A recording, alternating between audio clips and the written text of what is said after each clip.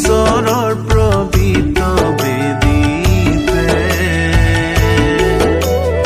অৰ্পণ কৰোঁ মোৰে জীৱন, মোৰ সকলো হৃদয়েৰে, মোৰ সকলো হৃদয়েৰে তোমাৰে প্ৰশংসা কৰোঁ, প্ৰভু তোমাৰে প্ৰশংসা কৰোঁ।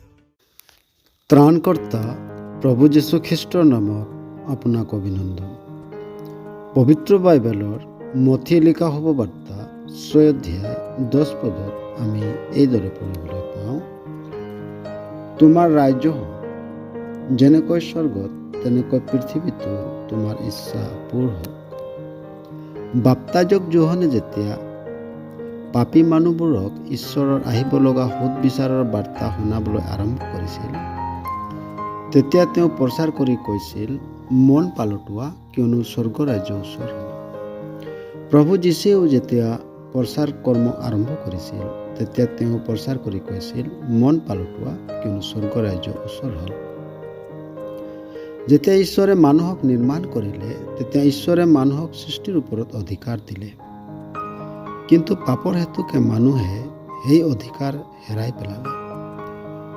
মানুহে হেৰাই পেলোৱা সেই অধিকাৰক দুনাই দিবলৈ পাপৰ প্ৰভাৱ, পাপৰ দণ্ডৰ পৰা বচাবলৈ প্ৰভু যীশুৱে মানৱ ৰূপ লৈ এই ধৰালৈ অৱতীৰ্ণ হৈ নিজকে ক্ৰুচত বলিদান কৰিলে। যিজনে প্ৰভু যীশুক বিশ্বাস কৰে সেইজনে পৰিত্ৰাণ পায়, সেইজনে পাপৰ প্ৰভাৱ আৰু তাৰ দণ্ডৰ পৰা মুক্তি পায়। সেই ব্যক্তি যেতিয়া প্ৰভু যীশুৰ ওপৰত থকা বিশ্বাসৰ দ্বাৰাই তেওঁৰ গুণক নিজৰ জীৱনত প্ৰকাশ কৰে, তেতিয়া তেওঁ নিজৰ জীৱনত স্বৰ্গ ৰাজ্য দেখা পায়। কিন্তু ভৌতিকভাৱে প্ৰভু যীশুৰ ৰাজ্য বেগাই আহি আছে। যিজনে তেওঁক বিশ্বাস কৰে তেওঁৰ ৰাজ্যত সেইজনক ঠাই দিব, কিন্তু যিজনে তেওঁক বিশ্বাস নকৰে সেইজনৰ বাবে নৰক দণ্ডৰ বাহিৰে একো নাই। সাৱধানতাৰে আপুনিও নিৰ্ণয় লৈ স্বৰ্গ ৰাজ্যত প্ৰৱেশ কৰিবলৈ ঈশ্বৰে আপোনাক সহায় কৰক। ধন্যবাদ।